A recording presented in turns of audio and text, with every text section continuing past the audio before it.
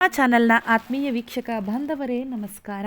ನಿಮ್ಮೆಲ್ಲರಿಗೂ ಸಹ ತಿಳಿದಿದೆ, ವೀಕೆಂಡಲ್ಲಿ ಕಿಚ್ಚ ಸುದೀಪ್ ಅವರು ಸಂಡೇ ವಿತ್ ಸುದೀಪ ಆಗಿರ್ಬೋದು, ವೀಕೆಂಡ್ ಆಗಿರ್ಬೋದು, ವಾರದ ಕತೆ ಕಿಚ್ಚನ ಜೊತೆ ಈ ಎರಡೂ ಎಪಿಸೋಡ್ಗಳು ಎಷ್ಟು ಚೆನ್ನಾಗಿ ಮೂಡಿ ಬರ್ತಾ ಇದ್ದೋ, ಎಷ್ಟು TRP ಬರ್ತಾ ಇತ್ತು ಅನ್ನೋದು ಪ್ರತಿಯೊಬ್ಬರಿಗೂ ಸಹ ತಿಳಿದಿದೆ.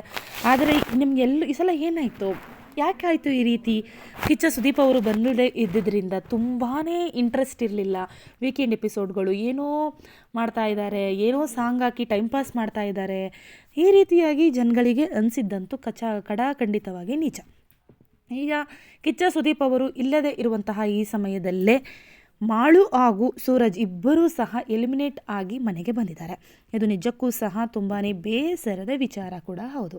ಯಾಕೆಂದರೆ ಅಷ್ಟೊಂದು ಚೆನ್ನಾಗಿ ಆಡ್ತಾ ಇದ್ರು, ಇನ್ನೂ ಯಾರೋ ವೀಕ್ ಕಂಟೆಸ್ಟೆಂಟ್ಗಳು ಒಳಗಡೆ ಇದ್ದಾರೆ, ಇವರು ಹೊರಗಡೆ ಬಂದ್ರ ಅನ್ನುವಂತಹ ಚರ್ಚೆ ಎಲ್ಲವೂ ಸಹ ಈಗ ಆಗ್ತಾ ಇದೆ. ಕಿಚ್ಚ ಸುದೀಪ್ ಅವರು ಇಲ್ಲದೇ ಇದ್ದರಿಂದ ಅವರ VT ಆಗಿರ್ಬೋದು, ಏನು ಜರ್ನಿ ಇತ್ತು ಅದು, ಮತ್ತು ಒಳನಾಟ ಆಗಿರ್ಬೋದು, ಯಾವುದೂ ಸಹ ಅವನ್ನು ತೋರಿಸೇ ಇಲ್ಲ. ಬಿಗ್ ಬಾಸ್ನಲ್ಲಿ ಕಿಚ್ಚ ಸುದೀಪ್ ಅವರು ಇದ್ದಿದ್ದರಿಂದ ಇವರನ್ನು ಮನೆಗೆ ಕಳಿಸ್ಬಿಟ್ರು. ಹಾಗಾದರೆ ಇವರನ್ನು ಸ್ಟೇಜ್ ಮೇಲೆ ಕರೆಸಲ್ವಾ ಏನು ಅನ್ನುವಂತಹ ಮಾತುಕತೆ ಈಗ ಪ್ರಾರಂಭ ಆಗಿದೆ. ಕಿಚ್ಚ ಸುದೀಪ್ ಅವರು ಖಡಾಖಂಡಿತವಾಗಿ ಪ್ರತಿಯೊಬ್ಬರನ್ನೂ ಸಹ ಅವರ VT ಮೂಲಕ ತೋರಿಸ್ತಾರೆ. ಮುಂದಿನ ಶನಿವಾರ ಏನಿದೆ ಆ ವಾರ ಸೂರಜ್ ಹಾಗೂ ಮಾಳು ಅವರನ್ನು ಇಬ್ಬರನ್ನೂ ಸಹ ಕರೆಸಿ VTಯನ್ನು ತೋರಿಸಿ ಅವರ ಅಭಿಪ್ರಾಯಗಳನ್ನು ಕೇಳ್ತಾರೆ. ಇದಂತೂ ಖಡಾಖಂಡಿತವಾಗಿ ನಿಜ. ಮಾಳು ಹಾಗೂ ಸೂರಜ್ ಅವರು ತುಂಬಾ ಕಿಚ್ಚ ಸುದೀಪ್ ಅವರ ಮೇಲೆ ತುಂಬಾ ಅಭಿಮಾನವನ್ನು ಇಟ್ಕೊಂಡಿದ್ರು.